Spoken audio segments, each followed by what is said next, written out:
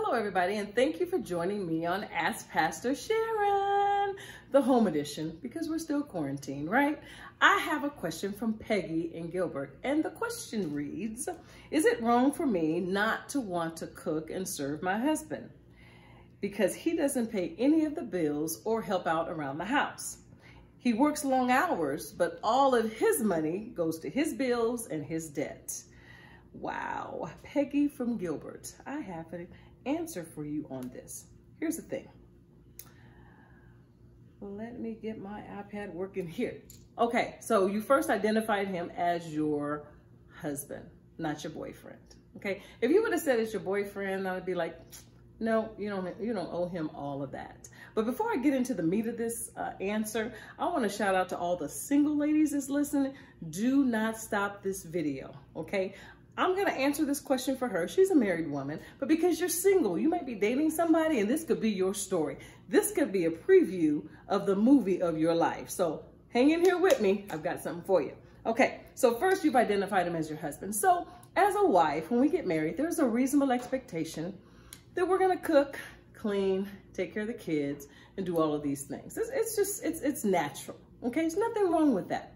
However, on the husband's side, there's also a reasonable expectation that he's going to pay bills. That is not unreasonable. Not only pay bills, but he's going to take care of the yard or so forth and so on. And listen, in this day and time, different people do different things. Sometimes you have wives that like to do yard work. Nothing wrong with that. Sometimes husbands like to do dishes and vacuum. Nothing wrong with that. The thing is, they have what we call agreement. And this, Peggy, is what you do not have. Sounds like to me you're frustrated because you're doing everything. You're cooking, you're cleaning, you're paying the bills. You didn't say if you had kids, but let's just assume you do have kids. That means you're taking care of the kids too. So why does he get a chance to work long hours, make money, and just pay his bills and not consider the family? So that's a big problem. And what that tells me, there's a level of immaturity here with your husband. Now, I don't know how old you are. I don't know how long you've been married, and you didn't indicate one way or the other. So whether it's 2 years or 20 years, it's wrong. Anyway, it's wrong, okay? So a couple of things. Number one, have you done a budget? Have you guys talked about a budget? Have you talked about and laid down some specific guidelines as to who's going to do what, who's going to pay what? Have you done that? Probably not.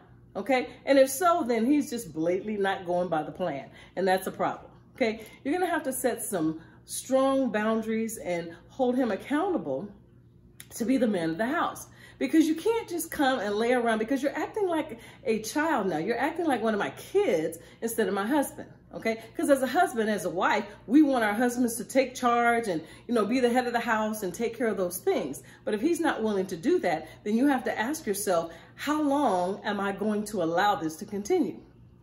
If I could talk to you directly, I would say, how long has this been going on? And how long have you allowed yourself to be taken advantage of? Because that's really what's happening. Okay, and the only reason he does it is because you allow it. Okay, we as women sometimes, we will allow certain things to happen in our relationships and stuff. And then listen, a good man will take advantage of you if you let him. So he could be a good guy and all that kind of thing. But if you don't hold up a standard and make him reach it, then he'll continue this. And you'll be forever being the one doing everything in the house. And you don't want that. So what you want to do is set some boundaries, make some adjustments in your relationship. Okay, have the conversation, sit down and just lay it out. Say, hey, listen, I'm going to need some help here, here, and here. But above all, I'm going to need you to pay some bills, because that's very selfish on his part to go and pay his bills and not pay your bills. So that says he's not a husband to you. He's more like a roommate, okay? Because roommates use their own money and pay their own bills. But that's not what you said. You said he's your husband, so then you're going to have to, hold him accountable to be the husband, okay? Also, you want to realize that this is a one-sided relationship, okay? You're doing it all. So what do you need him there for? Okay, I'm not telling you to go out and get a divorce. That's not what I do. I just want you to start thinking about some of the things that's been going on, because I can rest assured that this here situation, this is actually a symptom of a greater problem. I can tell you there's lack of communication in the relationship. There's lack of trust in the relationship.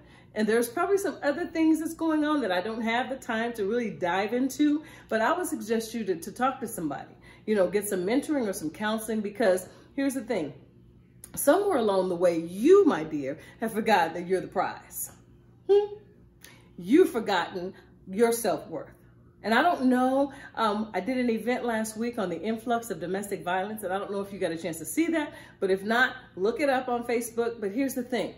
What happens sometimes is a man will chip away at your self-esteem and your self-worth. Okay. And I don't know if this is what's happening. I'm just speculating because I don't have you face to face. But if this is what's happened, okay, he's taking advantage of you. Okay. And he's taking your good deeds and hopefully not holding it over your head that you're the wife, saying you should be doing these things. Because if that's the case, he should be doing his part too.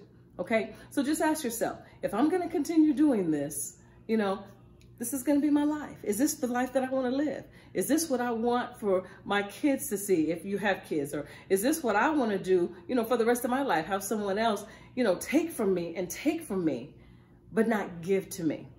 Because a marriage is a partnership. We stand before the altar and we make these vows, for better or for worse, for richer or for poor, in sickness and in health, till death do us part.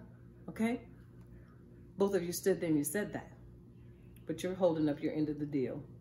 Where's his end? Okay? Hey, I hope this helped you today, Peggy. So, everybody out there in YouTube land, Facebook land, YouTube, subscribe. Subscribe to my channel, askpastorsharon@gmail.com. Listen, send some questions in. We're in the COVID anyway. We're quarantined. You've got time.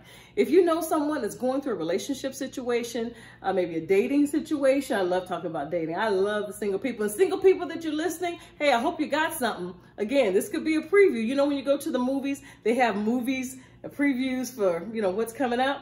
Well, if you don't change some things, if you've got a boyfriend like this, you just saw your life, okay? So just know that, right? So subscribe to the channel, askpastorsharon@gmail.com. And remember, whatever you do, baby, do it with class. Be blessed.